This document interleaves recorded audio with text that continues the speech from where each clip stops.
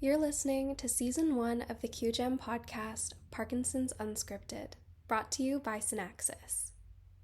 Welcome to another episode of the QGEM podcast. I'd like to thank everybody for taking time out of the day to listen to us. My name is Aden, and I am the dry lab lead of QGEM, meaning I basically handle all the technical jargon and scientific research that has to do with computers on our end. And today I am very happy to introduce that we have a very important guest that is making our acquaintance. If you'd like to introduce yourself, Dr. Lemkul. Sure. Happy to be here, and thanks for having me. I'm Justin Lemkul. I'm in the Department of Biochemistry at Virginia Tech, where I am an associate professor, and most of you may know me from the GROMACS forums, I suppose. A local celebrity in that field, I must say. We really appreciate having you. Thank you so much again for taking the time out of your schedule. Absolutely. Glad to be here. All right, so there are a few questions mainly around GROMACS that I'd love to hear your opinion on, or I have some questions on. Let's dive right into it, shall we? Sure. So first, I would love to learn more about your research in polarizable force fields, particularly those based on the Drude oscillator method mentioned in some of your research. How do these compare to traditional force fields? And in addition to this, how do you assess the impact of these force fields in capturing the dynamic behavior of molecular structures? Sure. So, the polarizable models give us a really sort of elegant representation of electrostatics, right? In your classical non-polarizable modeling, we assign partial charges to all of the atoms in the system, and that partial charge assignment is done based on what we call a mean field approximation. That is, there is some average electric field that that molecule will experience. And for most biomolecular modeling, that assumption is that the medium is water, which is not a bad assumption at all. But that sort of locks you into this is the electronic distribution around these molecules. We're assigning these partial charges. So the Drude model takes that one step further. And what it does is it assigns auxiliary particles to the heavy atoms, the non hydrogen atoms in the system. Now, in principle, you could polarize the hydrogens too, but just for computational efficiency, we don't. And so what that does is it's still balls on springs. It's all still classical mechanics, but now we have auxiliary particles that bear some amount of negative charge, right? They're representing the electronic degrees of freedom in the system. Mm-hmm. And those can now reorient in response to the electric fields in the system as they change.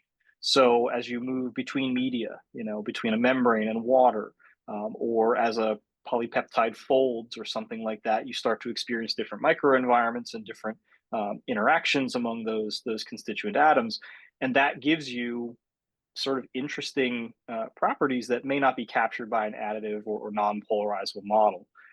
And so it is a little bit slower in terms of the overall performance. For some technical reasons, we're limited to a 1 femtosecond time step instead of two. So there you've got a factor of two, a little bit slower. Most systems on average have about 60% more particles than the corresponding additive systems. So the Drude oscillators and the lone pair virtual sites that we have. So there's an overhead associated, of course, with doing additional non-bonded force calculations. So all in all, I mean, it's about 3 times slower, maybe 3 to 4 times slower than the additive systems. If you built one in additive and one in the polarizable, it would be about 3 or 4 times slower. But it's still very practical to run because we've got this implemented in all of these GPU-enabled softwares that, yeah, you take a couple of weeks to get a microsecond instead of maybe a few days, but that's still reasonable. I mean, when I started my PhD, 100 nanoseconds of additive on a modestly sized system might take a couple months. Now that's less than a day. So it's an enhancement in our hardware capabilities and the algorithms running these things. So it's a little bit slower. There's a little bit of an overhead, but it's still quite computationally reasonable to do. Mm-hmm. That's really interesting. I'm curious as well. I imagine some of our listeners might be. How did this research come about? How did you get into this field? Maybe I should have started with this, but So I was very fortunate. mm-hmm. I was an undergraduate researcher. I've been at Virginia Tech for a long time. I was an undergrad here, and I was doing undergraduate research with my advisor, Dr. Dave Bevan, and we were working on amyloid proteins, which is also certainly something we'll talk about today. And my research really didn't work for a long time. The project didn't go anywhere, but I stuck with it. And my senior year, I started getting some progress, which led into my PhD dissertation. I stayed in that lab for my PhD, and I did all non-polarizable simulations of amyloidogenic proteins, primarily amyloid beta, some interactions with membranes, small molecules, that sort of thing. And when it came time for me, as I was finishing and looking for my next position, I knew I wanted to go into a tenure track faculty role. So of course I was looking for a postdoc. Um, Stars aligned, everything came together for my wife's job and for me to move up to the University of Maryland, where I worked with Alex McCrell at the University of Maryland in the School of Pharmacy. And Alex and Benoit Roux and a few other folks had been really at the forefront of this field of polarizable force field development for a long time. And that's what the position was. And he had me write a fellowship. I was very grateful to have NIH support through a fellowship for this work, which was basically to work on the polarizable RNA force field. So I had done some very small scale, small molecule parameterization as part of my PhD, but I'd never really done full scale like force field, like big time force field work. And I'd never done anything with polarizable force fields. I really didn't even know what they were until I started talking to Alex, and he was like, "Hey, do you want to work on this?" I started reading a bunch of papers and was like, "This sounds really cool." So not only was it just new techniques, new force field, I didn't know a whole lot about nucleic acids. I mean, that's what you got to do in a postdoc, right? Jump into something totally new. Right. And it took a while to get up to speed, but that's how it all came together for me. And I just found that it was something that I really enjoyed doing, was the force field work, and I took off from there. So that's how I got into it. But sort of this common theme, I guess, from my life of just modeling really weird, hard problems. You talk about RNA and the kinds of strange ways that it folds into things, and the work we do on G quadruplexes now. It's just strange states of biomolecules. That's sort of what I'm into. And so now we do it with a polarizable force field. Oh, that's amazing. I mean, and to your point, when you said up until that point I hadn't done much large scale force field work, I imagine not many people have, in all honesty, in their careers. And so it's really amazing that you're kind of a trailblazer in this field. Yeah, it takes a lot of effort, and I tell you, most of the time it doesn't work. You fix one thing and that breaks something else, and you got to sort of refine, and iterate. Now, of course, our methods for that are getting a lot better now that we've got things like machine learning and better data sets and things like that. But for a lot of it, I was targeting quantum mechanical energetics and properties and doing some tuning by hand. We had some automated fitting programs that worked great, but every now and again there was still that little bit of art to the force field, right? You can't be totally analytical. It's that sort of art of the force field in the chemical intuition. We would like that to not be a thing. We would really like it to be very, very objective, but every now and again you get this. There was one time I was fitting dozens and dozens of parameters, like electrostatic parameters, all at once for the nucleobases. You had to fit them all at once for the base stacking. There are just so many possible mathematical solutions to that could be valid. You never know if you've got the best one. And so you kind of got to look at the parameters and go, wait, why is this atom, which is chemically similar to that one, why does it have such strangely different parameters? Let's try to unify that. Let's try to fix that so that it makes more chemical sense. And we're frankly still doing that to an extent. We're still refining a little bit, but it takes a lot of fortitude to keep going through all those things, especially when it doesn't work and you thought you had a really good model, and then all of a sudden your DNA unfolds and it's like, oh, well, back to the drawing board. Right, but that's the amazing thing. Mental fortitude and the scientific method, right? Hand in hand. That's what it is. Yeah. All right. Thank you so much for that answer. Moving forward, I wanted to touch a bit more about GROMACS in general.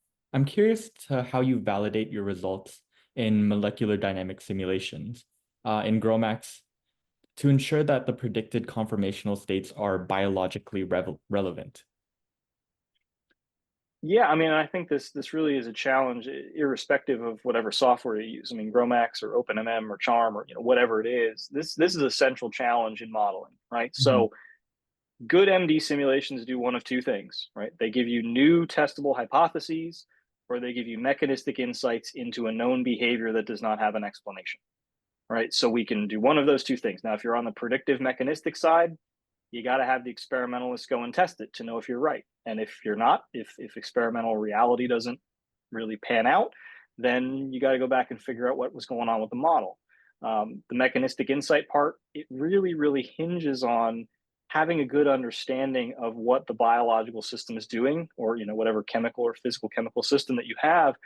We need data. We need data from the experiments. We need NMR parameters. We need liquid properties. We need order parameters, scattering profiles, whatever you can give us Mm-hmm. that we can then calculate from a set of coordinates, in a simulation. And a lot of times that's lacking, Right. especially in intrinsically disordered and amyloidogenic proteins. They're very difficult to handle, and a lot of times we don't have high confidence experimental data for some of the things we wish we did. Mm-hmm. um, and that's where you have to, as a good scientist, as a good simulation person, you have to say there are caveats to what I'm doing. And hey, many of my papers, they offer predictions that at the time they were published didn't have testable, you couldn't test them. They didn't have experiments that could test what I was proposing. So I'm not going to plant a flag and say I'm right and this is how it's happening. I'm Mm-hmm. saying this is the answer I'm getting from my data, but we need to develop additional ways of testing that. And if I'm wrong, I'm wrong. Let's figure out what's right. Mm-hmm. And so that's really something that hinges on that, and that's true for any simulation, right? You're doing a protein ligand simulation. Well, you've got to know something about how it binds in the active site or binding site, whatever it is. Do you have a KD? Do you have a delta G of binding? Whatever. Because if you don't have some of that stuff, sometimes you just don't know, and it's hard then to really say whether you're right or not. Mm-hmm. Simulations and the in vitro, in vivo testing really do go hand in hand. And I think they should. I mean, I think Mm-hmm. I think well-rounded science really depends on the acknowledgement that every one of those things has a role. Experiments have many complicating factors, and maybe the simulation. I'm not going to get all egotistical and say the simulation models are always right, because they're not. But maybe in some cases, the experimental result, you think you're getting one thing, but there's a variable you haven't controlled for. And then when you put it into a very simple model system where there's just this component, that component, and it absolutely doesn't behave that way, maybe the simulation isn't wrong. The Mm-hmm. challenge is figuring out which side is right, or Right. if the truth lies somewhere between. So I think just everybody, as scientists, we've always got to be very careful to acknowledge caveats, right? We Mm-hmm. always think of experiments as the gold standard, but experiments can be wrong too, and through no fault of the people that are doing them. It's Right. just, you get into a cell line and you're doing an assay, and it's like there are a lot of things that we don't know that might be happening.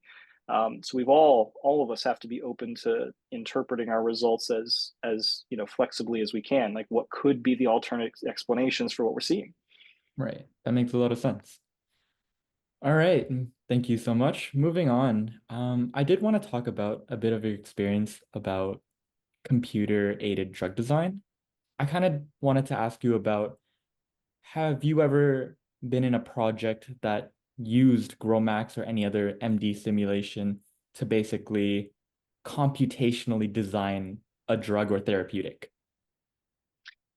We're in the process of doing that now. Okay. And I've seen it, certainly, and I'll put out the disclosure. I mean, so when I worked in Alex McCrell's lab, he's the one of the co-founders and developers of the Silks technology, the Silks Bio company. I'm not here to pitch for them. I don't get paid by them.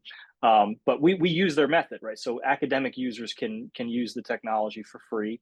Hmm. And so, of course, I have an affiliation with my collaboration with him, but we use it to great effect. I mean, that was developed using GROMACS as the engine for collecting all the trajectory data, and Hmm. then some of the custom programs for setting things up and analyzing things, that's written by the Silks Bio team. But we use that pipeline, and we've actually worked with him to we're currently extending it to more generalized use with the Drude polarizable force field. And that's what we're engaged in right now. We're looking at some nucleic acid targets, some protein targets, and enhancing the methodology, and giving his team feedback on how we're doing it. I had a student visit in his lab for a month about a year and a half ago, to really learn that technology and how everything works under the hood, so that we could help with developing stuff. And we've got some really cool. I mean, it's very early. I'm not going to say I've got a drug that's about to be shipped off into phase one or something, but we're getting to that point where we can actually use these new methods to predict which drugs may bind the best to our targets, and then we've got to sync up with the collaborators and say, hey, let's test these things and see if the predictions are right. But yeah, GROMACS is great for that. I mean, it's a great engine for generating a lot of MD data really fast. It's pretty easy to use, I think. Like anything, it's got a learning curve, but it's pretty user friendly.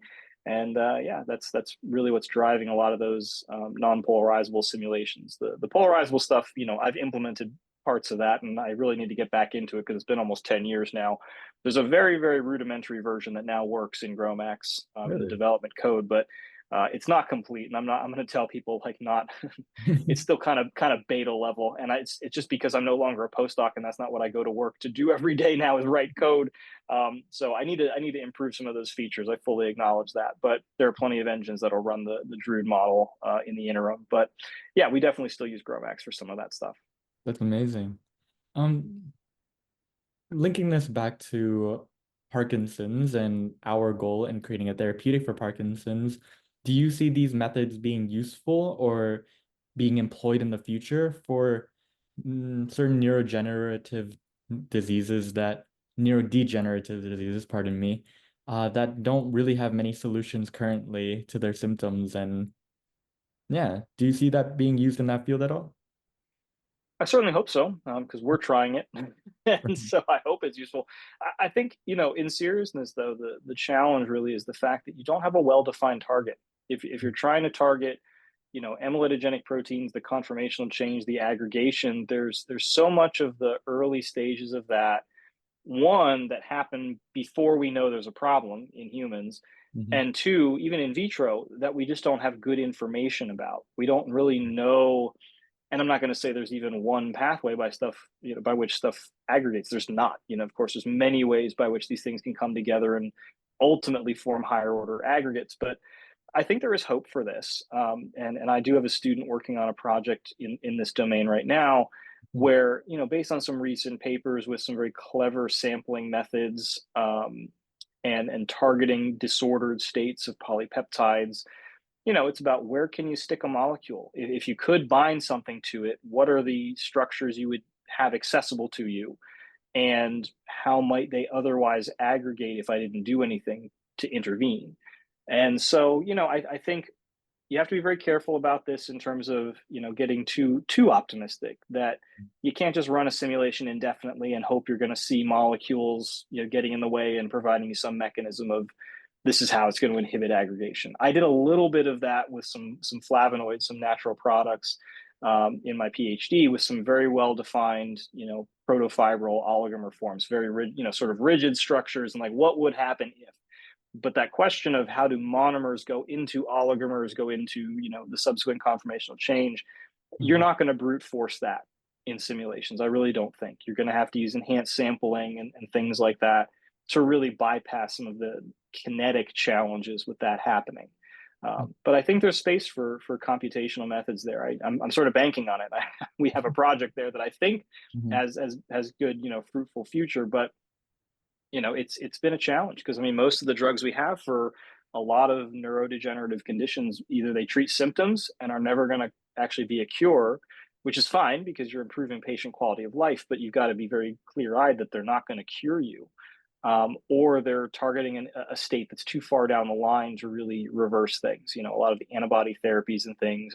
There's been some recent promise with a few new antibodies and things that are, again, targeting oligomeric species, things further upstream. But if you're talking about clearing plaques in like an Alzheimer's brain or Parkinson's, like a Lewy body kind of thing, I don't think you're going to have a lot of therapeutic success with that. And I think we've seen that now in a number of studies. It's just we've got to intervene earlier. It's not the death of the amyloid hypothesis. Everyone's like, oh, aducanumab didn't work. The amyloid hypothesis must be, incorrect or whatever. I don't think that's true. I think we just have to refine what that hypothesis is and the point at which therapeutic intervention no longer becomes viable. Right. And then be treating ahead of that. And that's challenging. There's a number of pieces to that are individually very hard. I'm actually really glad you touched on that topic because speaking to another one of our advisors, they did mention that where do you draw the line for your target population here? We said that we wanted to treat early onset Parkinson's patients, but how is that defined exactly? especially in Parkinson's, where um, it affects people in such different ways, and there's such a wide array of symptoms that people experience, not necessarily chronologically. But yeah, thank you so much. Yeah, it's challenging. I mean, early onset, by the time you see the onset, it might be too late. I Right. mean, even the same with Alzheimer's, right? We've got very few by population, a very small percentage of cases are linked to genetics, at least mutations in APP and A beta and all those. Sure, you get people that have symptoms at 40 years old, Hmm. but when was the therapeutic intervention point? Was it Right. when they were 20? We don't know that yet. At least as far as I'm aware, we don't have a really strong handle on when would therapeutic intervention be most efficacious. Hmm. Um, Always earlier the better, but how do you detect it? We're getting much better techniques for detecting these things, but you'd really have to suspect that somebody's going to need to have those tests to really know. Right, for sure. All right, moving on. We did touch upon the topic a tad bit earlier, but I did want to just bring it to the focal point of what we were talking about. I wanted to ask, what are some current gaps in simulating molecular interactions, and how might this impact the use of GROMACS, as currently it's not too much of a mainstream pipeline in drug discovery? Um, I kind of want to hear about, I guess, what are some challenges currently that prevent GROMACS from, I guess, being a main staple in every drug discovery or drug creation process?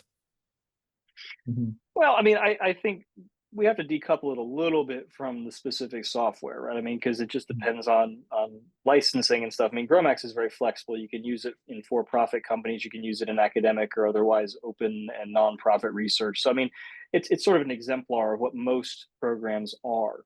Mhm. Anything that's got a license limitation, I'm not going to touch that. But Right, right. I think the issues are less about the software and more about, as you said at the beginning, the molecular interactions. Hmm. How do we know the model is really robust?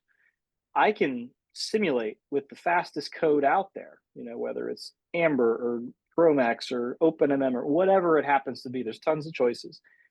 If the model that my force field is giving me is not accurate, doesn't matter how fast the simulation is, you're just getting a wrong answer faster.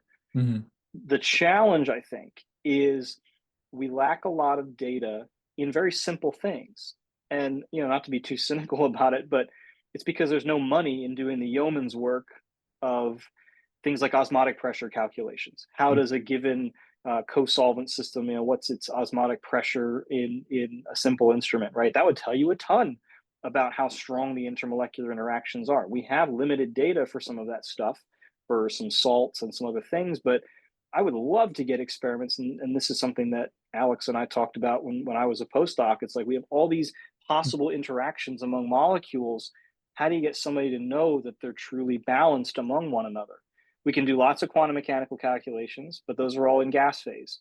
Hmm. How do you translate that to the condensed phase? I mean, yeah, there are methods for implicit solvation, polarizable continuum models, things like that. But it would be great if we could just get you know, several hundred experimental runs of various combinations of things and say, what's the density of this? What's the osmotic pressure of this? Because then we can start tuning intermolecular interactions or figuring out at least where they're not sufficiently accurate.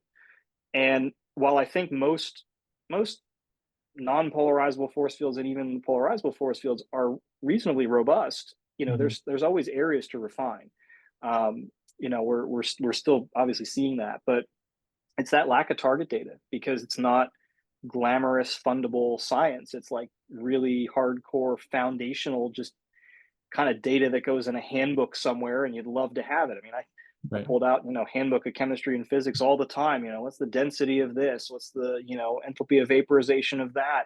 But you need that for a ton more things than we have access to. And that's a challenge. That's a big challenge. And so if we could get a consortium together that would do those things for the purpose of openly providing data in machine readable formats that could be used to train machine learning models or even just be used manually as needed, that'd be a game changer. I think for us would be to just provide a ton of data that we could then use to validate stuff. No, I can definitely see your point. And you said not to be cynical, but I think you're the perfect amount of cynicism where only an expert researcher would think that way. So I appreciate the perspective and the insight. All right, so we've spoken a bit about both the development and the current phases of, or current phase or current iterations of GROMACS and other MD simulations. Now, I kind of wanted to switch topics and jump into sort of the future and how you see this technology progressing in the years to come.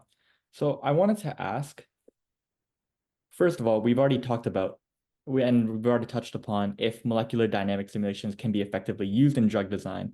But in particular, I wanted to ask, do you ever envision MD simulations becoming an alternative almost to these in-lab testings? Now, you did speak about how you think well-rounded science is always a plus, and I 100% agree with you. But I do want to ask if you ever see a future almost where these models become so robust where we can almost take it, not for sure, but like almost take it as sort of a voice of truth. We're simulating what is to be done, kind of, or it happens. If you, yeah, sorry, I'll let you take it away. Yeah, I mean, I don't know. I don't know. I think it's really going to depend on the size of the system you can simulate, right? Because we're really good right now. I can do tons of simulations of molecules that will tightly bind to a target biomolecule. And I can tell you all about their interactions. I can tell you about why they're stable. I can derivatize them, whatever. And they will completely flop in clinical trials or in a cell based model or in a mouse. Mm-hmm. Why? Because the challenge is not so much in designing a compound that will bind to my target. That's almost, I don't want to use the word easy because I like to avoid that, but there are sufficiently robust methods for doing that. I can make a molecule that will stick to my target, and there are tools for that. Mm-hmm. Whether or not that's a good drug, we have some things like ADMET predictors and like where is this going to be, where could it be hydrolyzed, where could it be attacked by cytochrome P450. We do have some of those things that are quite useful, but then it's a matter of, well, will it ever get into the cell? Is it going to permeate the plasma membrane? Is it going to permeate through a particular receptor? Is there going to be an efflux pump for it?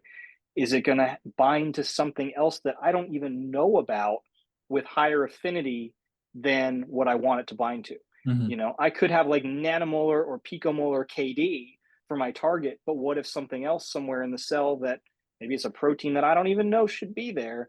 How do I know to include that in my model? Mm-hmm. I think again that goes back to what I said at the top. Biological reality is just so complicated. I think it's less of a challenge. We've got supercomputers. We can simulate billions of atoms if we needed to, but is the force field right? That almost pales in comparison at that point to, do we know what is there that our molecule can interact with? I had a friend in undergrad who worked in the lab with me, and she said, I think sometime in our lifetime we will see someone simulate a whole cell. Mm-hmm. And I think she was probably right. I think that might happen. Just sheer horsepower, we can probably do it. But whether or not we could do something that says this is going to be a good drug, I think that's an even harder challenge than saying this is how I would do MD on a cell, Mm-hmm. just because of all of those complicating factors. And I think we'll get to the point where there is a high degree of confidence in the drug-like properties and suitability of a molecule, but I don't think you're ever going to fully supplant that preclinical testing. Right.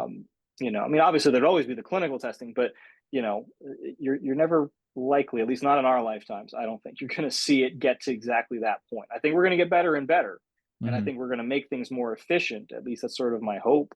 Would be that the computational methods continue to evolve such that they become an enhancement in efficiency and driving down the cost of drug development. But I don't think we can ever take it as sort of ground truth that, oh, I did the MD, this is going to be a drug.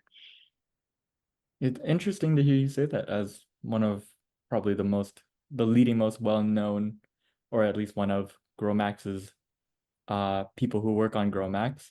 Hearing you say that you believe MD simulations will are a supplement, not in a replacement, is very interesting.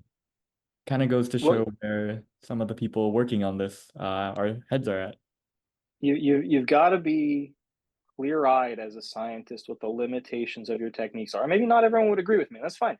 But I think as we stand now, I don't know what the next sort of black swan moment would be where something is going to be a sea change that will Mhm. completely alter the trajectory of what we're doing.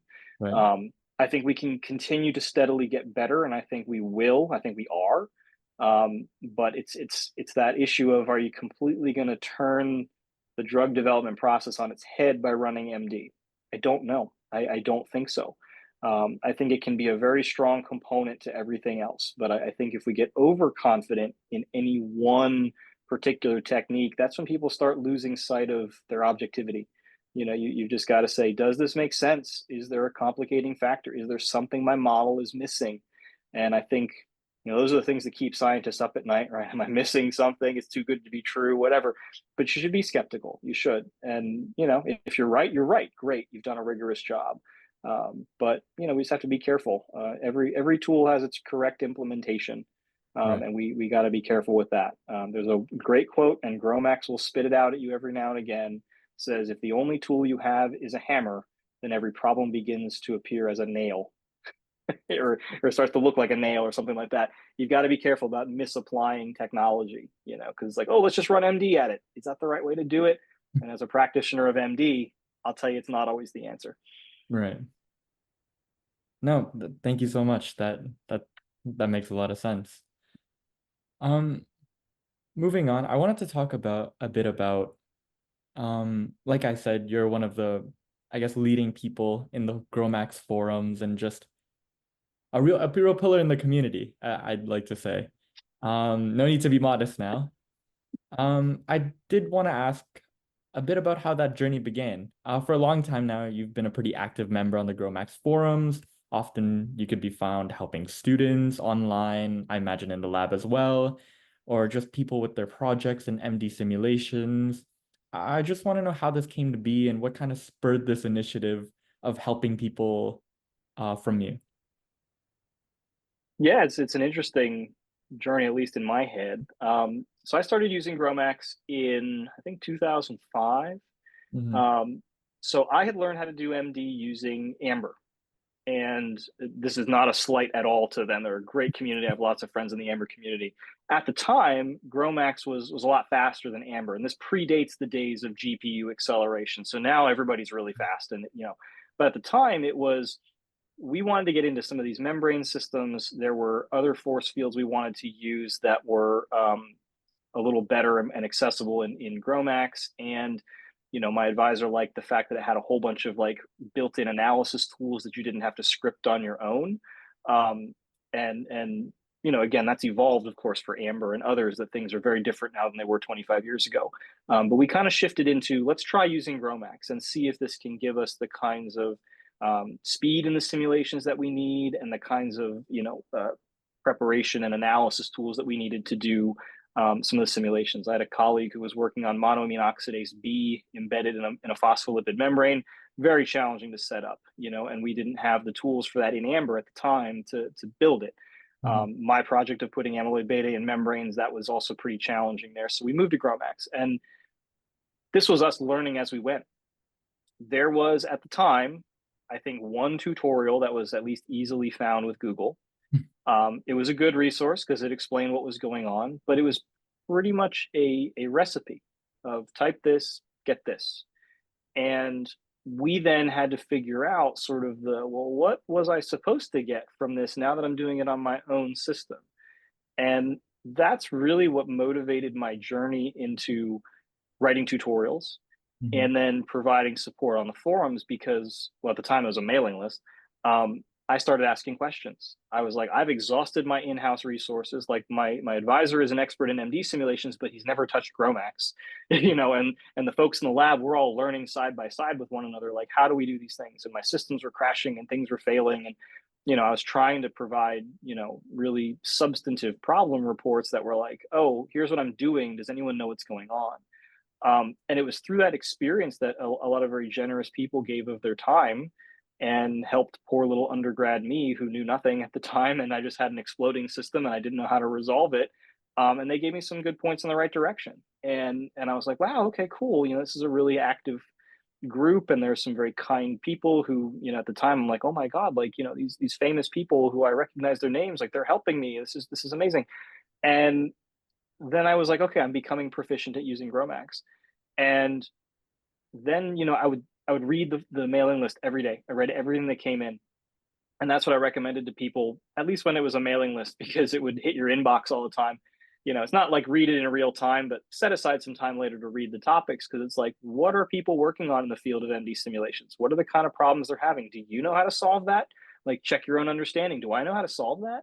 And Mhm. then there were a couple of really, I don't remember what they are now, of course, lost to time, but there were a couple of questions I'm like, ooh, I know the answer to that. And but I can't tell you how long I sat staring at that email that I was like, I'm going to reply with this. I'm going to help somebody. Like, but then, am I wrong? Is this okay for me to post? Like, I'm nobody. Like, I don't know anything. Like, but and then you just click send, and it's like, oh wow, thanks. Like that worked. And there's this little feeling of happiness of like, oh yeah, I helped somebody do something. But it was that people gave to me, Mhm. and it was critical for my advancement in doing my simulations.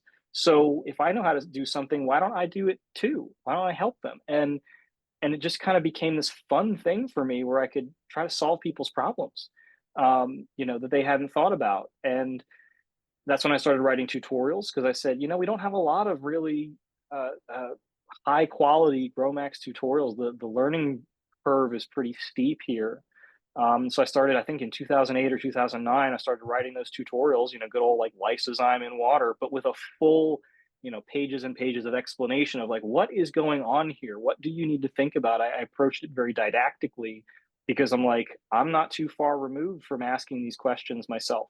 Mhm. What was confusing to me when I first ran through this? What does this line mean? What is this, cryptic thing? And then if you give people the skill set to look through all their inputs and outputs, they go, oh yeah, I know how to analyze what's going on, or I know how to troubleshoot this issue or whatever. It's just sort of grown from there. Now, I mean, I regret that I don't have the time I once did to be on the forums every day. I love the new sort of forum format that they have. It's really great, really user accessible. Great job by the development team to get that going. I'll pop in every now and again, but I'm not on every day like I used to. I try to be over in the Charm forums too, because that's sort of community I'm in very very strongly, and I try to be in the Gromax forums, and often serving as a bridge between the two. What's going on with the Charm force field in between, and all that. But it's gratifying to know you've helped people. And if you can save somebody some pounding their head on the desk of why am I getting this error, it's like, oh, I did that. I know how to solve that. It's kind of fun to just be like, here, I'll save you some time. This is what you got to think about. No, that really is amazing. Um, Actually, in this project, using Gromax to create our therapeutic for Parkinson's, I can't tell you how many times I was pounding my head against the desk, thinking, "Oh my goodness, what is going on?" And truly, your tutorials were genuinely a holy text for a sacred tablet for me to follow in times of need. So I really do appreciate it, and likewise, I imagine for most of the Gromax community.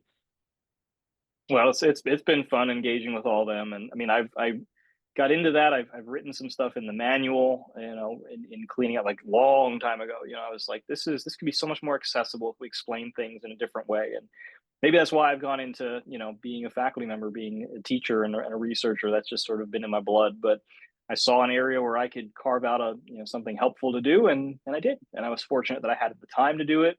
I was fortunate that I had a research advisor who knew I was spending time doing it and thought it was good of me to do, rather than like get back to work, get your own work done. But I Yeah. was getting my work done, and then I was taking time to do all that too. So it was cool. No, that's amazing. All right. Hopping back to, we went on a bit of tangent. Apologies. Yeah, it's the fun of this thing. Yeah, for sure. Hopping back to some of the questions about the future of GrowMax and the advancement of it. I'm curious if you've worked on GrowMax for a long time. You've seen advancements come, advancements go. There's a lot of going on in the field. I'm curious what advancements that you've experienced have been the most beneficial in your research as well as computer-aided drug design. And in addition to this, like, what advancements do you see that might pop up or come up in the next few years or so that might be increasingly game changers in this field? Yeah, I mean, I think for most of us, the answer to the first part is really the integration of GPUs in computing. That came about for me probably about halfway through my PhD time was when that started really hitting the mainstream and came out of the workshop and into practice. We're like, oh yeah, we could make this work too. Oh yeah, we really are making this work. Mhm. And I remember the first integration of that in GROMACS it was a GROMACS interface to OpenMM. Mhm. And so all the calculations are being run on OpenMM and then fed back into GROMACS as sort of as an auxiliary tool. So the native implementation for CUDA and OpenCL and whatever, all these different things, all that support, that's also been huge in the last few years. And the ability to offload essentially all of the calculation now onto the GPU. Because it used to be, okay, well, it's only doing the short range non-bond terms on the GPU. And like PME is still on the CPU and the bonded terms are still on CPU. And you can't do the free energy kernels because they're perturbed and you can't do that on GPU. But getting all of that compatibility, getting all of that offloaded onto what is the real, the beefy hardware that can really crank away on those calculations, that's been a game changer. I think for everybody across the board. I mean, and all the codes now. This is not just GROMACS, but I mean, I saw it from the GROMACS development side as I was working on things, but I mean, Amber, NAMD, OpenMM has been there. Charm has that interface to OpenMM. Like everyone's using GPU now for everything because it's so fast and so useful. So I mean that may have been sort of a logical thing that happened in the field, but it certainly was a transformative thing. It was not like an out of nowhere, no one saw it coming, and all of a sudden it's here. But it really shook things up. And like I said, when I was running on a couple dozen cores for a system that had 20 or 25,000 atoms, and it's like, oh, 3 months to get 100 nanoseconds. Like, oh goodness. Mhm. I can run that on my desktop in my lab right now. I can run that on this workstation in about 12 hours tops. And that's not even with a super high performance GPU. So it's like game changer there. My students laugh because of how slow things used to be. And I'm like, don't complain about how slow your simulations are. Don't. It's only like old man get off my lawn thing. It's like, no, your simulations are not slow. As far as the future, I think it's really carefully harnessing some of this machine learning and AI type stuff, which I'm not an expert in, but I'm starting to pick some of it up in terms of its utility, and not so much in the simulation itself, but it's clearly very valuable in refitting parameters, and that's the thing that machine learning does, right? You've got this high dimensionality parameter space. Like I said, when I was fitting base electrostatic parameters, I think there was like 100 or over 100 parameters I was trying to simultaneously tune. Now I was doing it with a fitting algorithm. It wasn't me sitting there changing numbers hoping it got better. It was an actual algorithm. Mhm. But that's the kind of high dimensionality space that you really need something like a machine learning approach to Mhm. go through that, reduce the dimensionality of the problem, and say, hey, if you perturb this parameter, you're going to be walking in the correct direction in parameter space. Great, I need that. And that has led to some very nice, updates and fixes and revisions for some modern force fields. Mhm. Neural network type technology, AI, it's all in there. And that's again, it's sort of a logical outgrowth because what is an MD simulation? It's a high dimensionality problem. You Mhm. get, how do I analyze it? It's all kinds of information about Cartesian coordinates and the forces that prompted them to move. So how do I use computers to my advantage as a layer there, right? The computer does the calculation, but then can the computer learn something about how I did that calculation and how I could do it better? So to me, that's really, and people are doing it now. It's not like it's an unknown thing. People are doing it and they're seeing great success with it. And I would say being able to harness that for the improvement of the physical model so that we can then, just speed away with fast simulations that we have increasing confidence are really robust. That's the future, at least near term. No, that's amazing. That was actually my last question. I wanted to ask you, given the meteoric rise of AI, large language models, and other tools, you've seen them probably ChatGPT, Stable Diffusion, all that Mhm. goodness, how it might affect I guess, the landscape of MD simulations, but Yeah. beat me to the punch. I do that sometimes, but I mean, I think really the caution there though is not misapplying it. Mhm. You know, I've seen the headlines like, "Is AI here to save drug discovery?" And I wish I could dig it up. I found this a long time ago. That was on the cover of like a magazine 40 years ago too, when the first neural network type technologies were coming out in like the 80s. You know, we've been doing this for a long time, not with the sophistication that we have now, but it's been around a long time. And it's like, oh, is AI here to solve, drug discovery? And it's like an AI model is only as good as the data against which you train it. Mhm. And that's what we're missing. We might have all the algorithms, but I think again, these biological problems, yeah, they're high dimensionality problems. They are suited to these kinds of things, but if you haven't filled in all the variables, then you're going to get a junk output from junk input, even if you don't think the input's junk. So using it in an appropriate way, I think, is really the key. It's not to jump on the hype train. You know, be analytical as a scientist. There's mass marketing and there's people that are running companies that are going to sell you AI technology, and I'm sure that technology is good, but you've got to be an inherent skeptic as a scientist to say, is this appropriate for the application I need? If it is, great, Mhm. let's do it. Let's see what we can innovate with. But beware that it's not just going to magically solve your problems. It's not going to magically design a drug for you unless you feed it extremely high quality data that you can verify. And that's I think something that's exciting as an opportunity, but a cautionary note in terms of making sure we don't sort of get out over our skis here and say, oh well, we'll just let the machines figure it out, because they won't. Right, no, for sure. All right.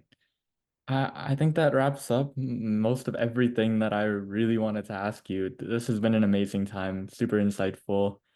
Um, I'll give you the floor if you want to speak to our listeners, anything you want to tell them about yourself, promote yourself, or Oh, I don't know about that, but certainly enjoyed the conversation. I really appreciate the invitation. These are great and pressing questions, and I really hope that more people in the experimental domain will pick up on some of these things, and increasingly we're seeing those collaborations and the appreciation of computational science, because it really is truly a mature branch of science. This is not something that you just kind of click some buttons and get an answer. I'm sure you can appreciate that perfectly, but it's really an elegant and difficult field, just like any scientific discipline is. And so just encourage everybody to keep an open mind again on what's the best method to answer the question. And sometimes that's a combination of multiple methods, and it's experimentalists talking with theoreticians.